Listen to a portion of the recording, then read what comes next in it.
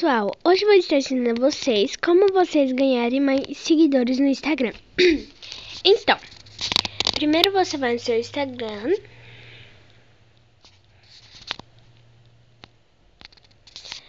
Vai ao seu menu.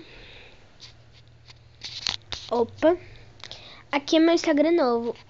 No meu outro eu tinha 600 e tantos seguidores, tá bom? Você vai na lupinha. Você vai digitar Anne Santos 05. Ela é minha amiga, tá bom, pessoal? É a Anne Oliveira, ela tem 1.246 e ela segue 2.044. Então, vocês vão nessa foto dela.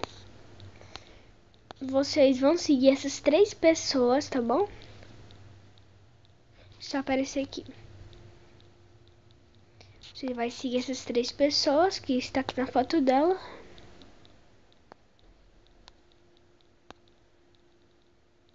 Pronto.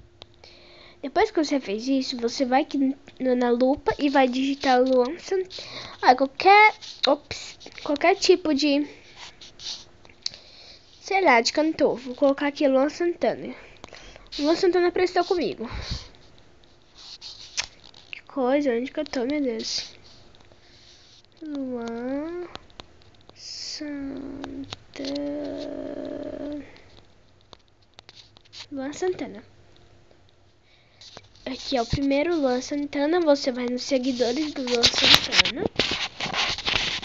Vai seguir todas as pessoas que tá aqui. Tá seguindo o Luan Santana. Seguir todas. Até chegar naquela parte de não dar mais pra seguir. Você vai amanhã novamente e vai seguir essas pessoas.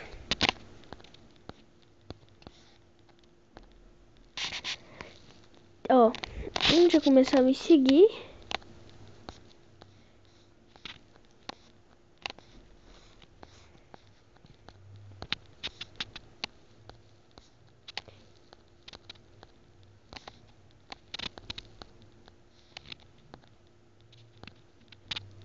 Mais outro.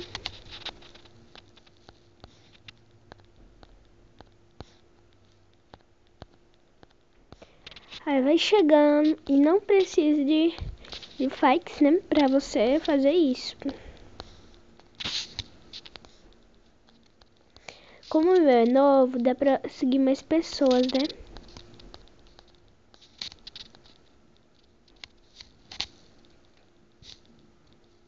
Pronto, parou por aqui. Olha essa menina aqui, ó. Vou mostrar pra vocês, ó. Olha. Que ela... Deixa eu pegar isso aqui. Ela está aqui, ó.